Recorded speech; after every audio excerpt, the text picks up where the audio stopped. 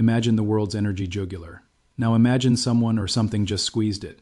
We aren't talking about a minor leak or a routine maintenance shut-off. We are talking about a full-blown crisis at the South Pars North Dome field, the undisputed heavyweight champion of the natural gas world. This place is a beast, holding nearly 20% of the planet's gas. And right now? It's the epicenter of a geopolitical firestorm that has everyone from Wall Street traders to Pentagon generals sweating bullets. But here's the kicker. Just as the smoke started to rise, Donald Trump stepped into the spotlight and threw a massive curveball that nobody saw coming. He didn't just point fingers at Iran. He went out of his way to clear Israel of any involvement. Yo, welcome back to Money Over Power, the only place where we strip away the propaganda and look at the cold, hard strategic facts.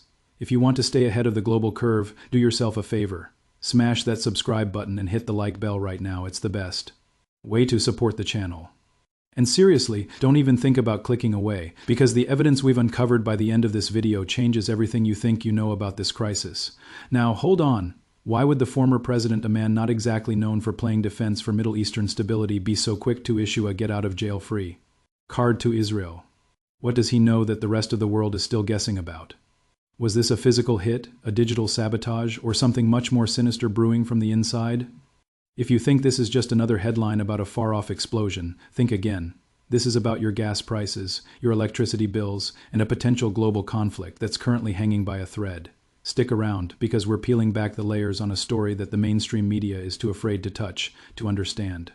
The magnitude of this mess, you've got to respect the sheer scale of South Pars.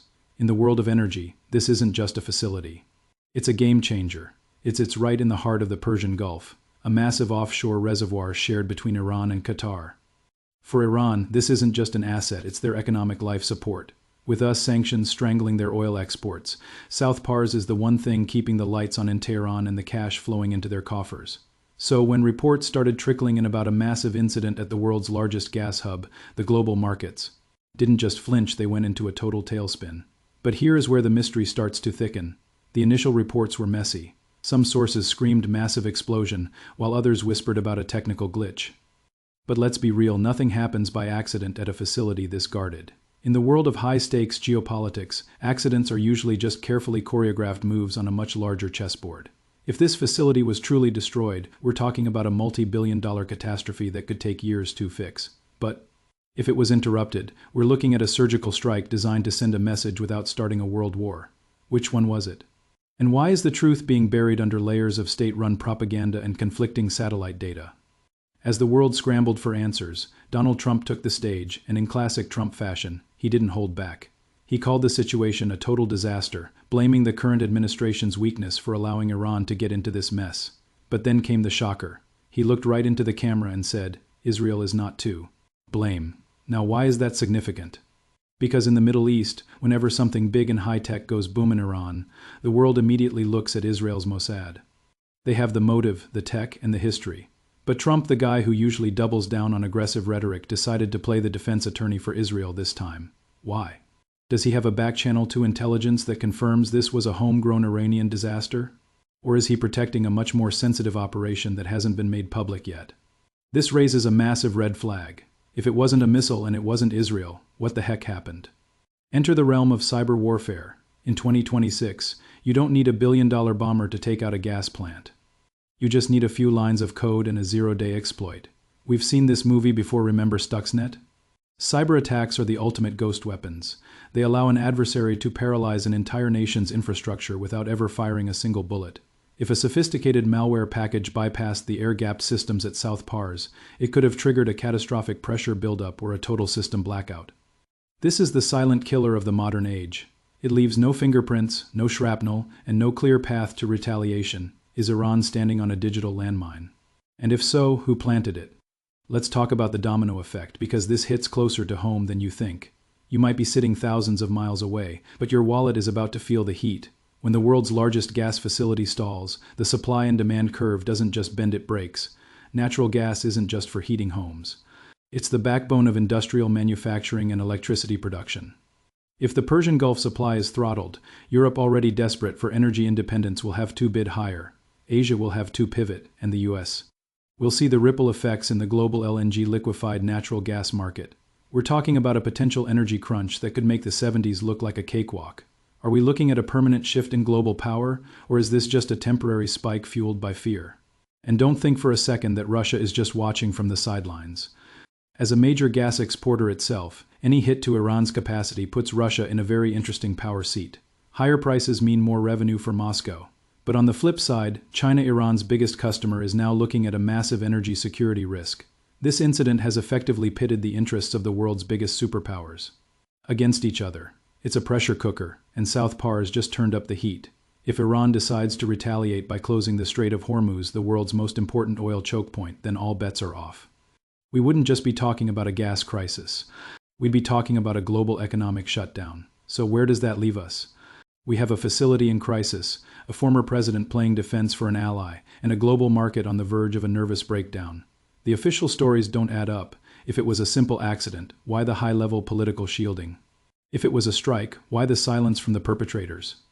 The suspense is killing the markets, but the reality might be even more terrifying.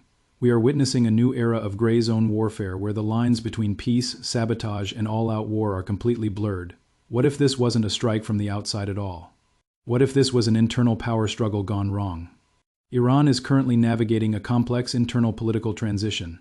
Sabotaging your own crown jewel sounds insane, but in the world of cutthroat regime politics, insanity is often a calculated strategy. Or perhaps, was this a warning shot from a coalition of Western powers, a way to tell Iran to back down without actually dropping a bomb? The questions are piling up, and the answers are being kept behind closed doors in Washington, Tehran, and Tel Aviv. As we move forward, the Trump factor cannot be ignored. His statement did two things. It protected Israel from immediate Iranian retaliation, and it shifted the narrative back to Iranian incompetence. It was a brilliant, if controversial, piece of political theater. But theater doesn't fix pipelines. It doesn't restore the billions of cubic feet of gas lost to the atmosphere. And it certainly doesn't lower the price of gas at your local station. We are entering a new normal where the world's energy heart can be stopped with a keystroke or a mysterious incident. And nobody, not even the most powerful leaders on Earth, is willing to tell us the whole truth. So here is the million-dollar question. Is this the beginning of a larger campaign to systematically dismantle Iran's energy dominance? Or is this a one-off event that will be forgotten by next month's news cycle? The data suggests we are just in the opening act.